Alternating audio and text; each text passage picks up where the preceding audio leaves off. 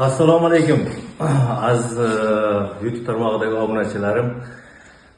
Mana xudo xolasa kraska pult bilan kraska sepish jarayoni.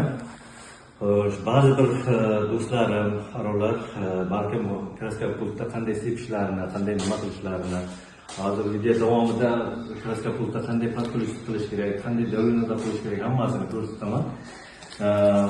Mana shu pistolетda mana shu narsasini hech kim bilmaydi, nimaga bo'lishini bilishi mumkin masterlar. Короче, bu sepgan paytingizda to'xtab qolsa, kraskani sachib yubormaslik uchun spetsial mana shunday narsa qo'yilgan. Переходник deyiladi. Bu yerda darsni davom etamiz. Ko'rib olasiz.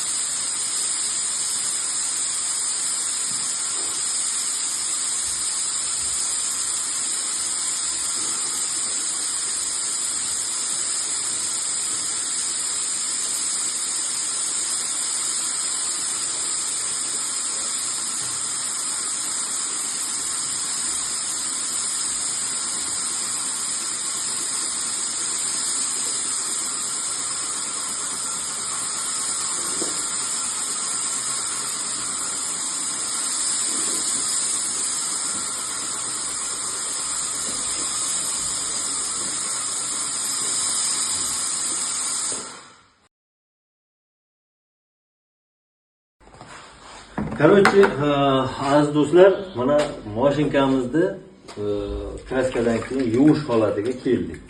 Yuvish holatiga kelganimizdan keyin birinchi o'rinda shlankani ichidagi kraskani o'g'lamiz.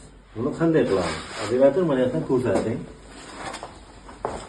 Mana o'zi spetsialni knopkalari bor. Bunday qilamiz. Kraska qilamiz.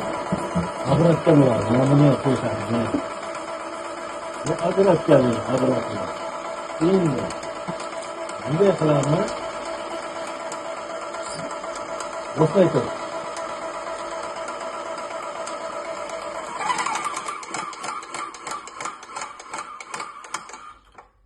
Endi bos. Yo'q, ketadi. Uch lampani ichidan ketadigan suv. Buni agratganlar.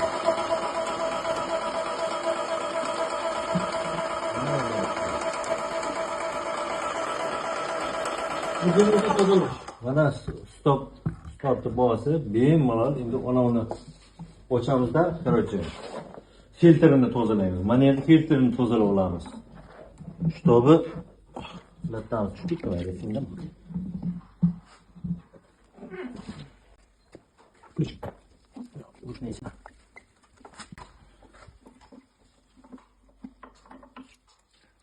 Mana aziz do'stlar, mana shu filtrda mana shuncha narsa lashadi. Mana shuncha narsa gres. Mana shular tozalab, qaytadan quyib, qaytadan 3 marta toza suv bo'ladi. Slankani ichidan oppoq suv chiqmagunicha mana shu narsa takrorlanadi.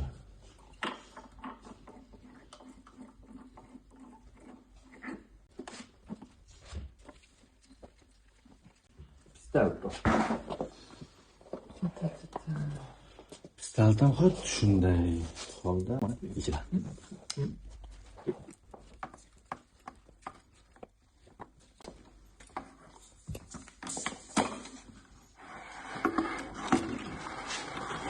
Mana pistaldan filtr.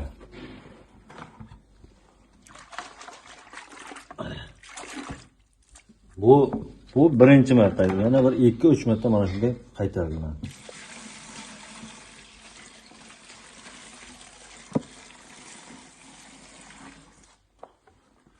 Xo'sh. Aziz do'stlar,